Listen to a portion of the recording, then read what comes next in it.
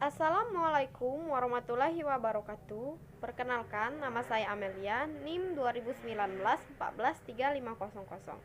Saya berasal dari kelas 3M, Prodi PGSD, Universitas PGRI Palembang. Saya akan menjelaskan tentang media pembelajaran. A. Pengertian media pembelajaran. Media pembelajaran adalah media yang digunakan untuk membantu merangsang pikiran, perasaan, kemampuan, dan perhatian dalam proses belajar mengajar di kelas. Media tersebut dapat berupa alat ataupun bahan mengajar. Dalam pengertian lain, media pembelajaran adalah bahan, alat, atau segala sumber daya yang digunakan dalam proses penyampaian informasi guru kepada murid. B. Pengertian media pembelajaran menurut para ahli. Menurut H. Malik, tahun 1994, pengertian media pembelajaran adalah segala sesuatu yang dapat digunakan untuk menyalurkan pesan atau bahan pembelajaran, sehingga dapat berlangsung perhatian, minat, pikiran, dan perasaan. Ada pula menurut Letu Heru, definisi media pembelajaran adalah bahan, alat, atau teknik yang digunakan dalam kegiatan belajar mengajar dengan maksud agar proses interaksi dan komunikasi. Jadi, kesimpulan pengertian pembelajaran adalah alat bahan atau segala sumber daya yang digunakan untuk menyampaikan materi-materi pembelajaran dari guru kepada murid-murid dalam proses kegiatan belajar mengajar. Ada pula fungsi media pembelajaran menurut para ahli Lepia dan Lenz. Yang fungsi atensi adalah menarik perhatian siswa agar semakin berkonsentrasi dan memusatkan perhatiannya pada. Yang kedua, fungsi efektif adalah kenyamanan siswa ketika belajar ataupun membaca, misalnya teks bergambar.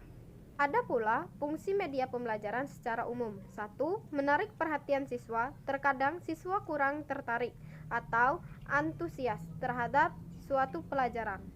Dikarenakan materi pembelajaran, suasana kelas akan lebih fresh dan siswa dapat lebih berkomunikasi.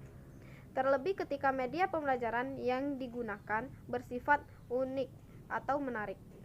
2. Memperjelas penyampaian pesan dalam pembelajaran. Terkadang ada hal-hal yang berkonsep abstrak yang sulit kita jelaskan secara lisan, misalnya bagian-bagian tubuh manusia dengan gambar ataupun kerangka manusia tiruan. Siswa akan lebih jelas memahami apa yang dijelaskan oleh guru di kelas. 3. Mengatasi keterbatasan ruang waktu dan biaya. Ketika menjelaskan tentang misalnya hewan-hewan karnivora, tidak mungkin kita rasanya membawa harimau, singa, atau buaya ke dalam kelas. Ada pula macam-macam jenis media pembelajaran. 1. Media cetak atau print out. Media pembelajaran dalam bentuk cetak adalah media yang berasal dari teks, gambar, beserta ilustrasi pendukung lainnya yang digunakan sebagai penyampaian. 2.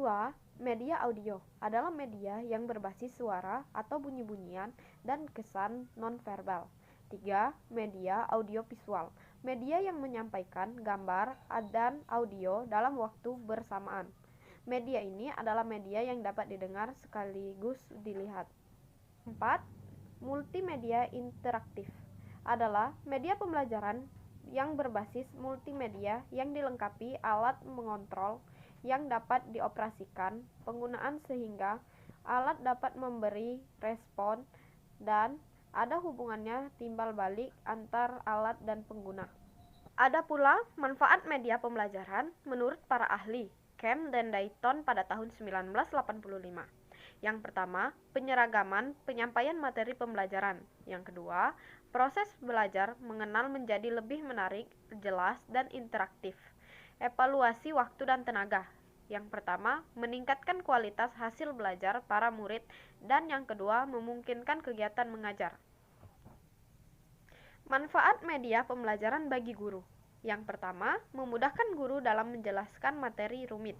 Yang kedua, metode pembelajaran yang digunakan bisa lebih bervariasi. Yang ketiga, efisien dalam menggunakan waktu dan tenaga. Yang keempat, dapat lebih mudah memfokuskan perhatian murid pada materi yang sedang dipelajari. Dan yang kelima, menata suasana kelas agar lebih hidup dan interaktif. Manfaat media pembelajaran bagi siswa. Yang pertama, bisa lebih memahami materi yang disampaikan.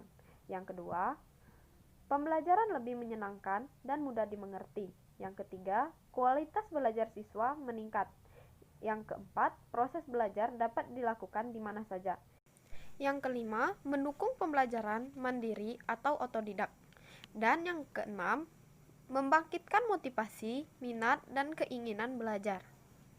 Karakteristik media pembelajaran. Media pembelajaran mempunyai karakteristik yang berbeda-beda.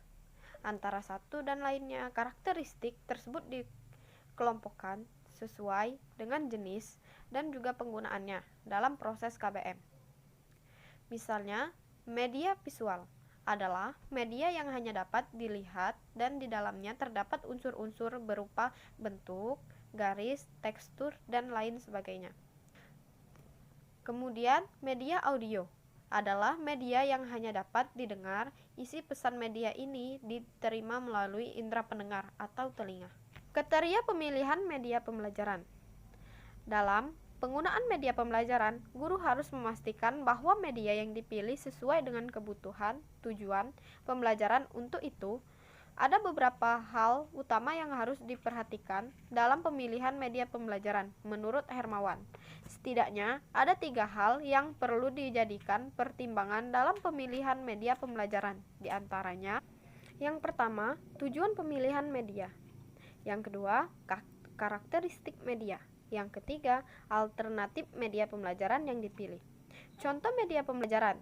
Contoh media pembelajaran cetak, misalnya buku gambar, papan panel, clipping koran, dan lain sebagainya. Contoh media audio dan audio visual, misalnya video, podcast, siaran radio, dan lain sebagainya.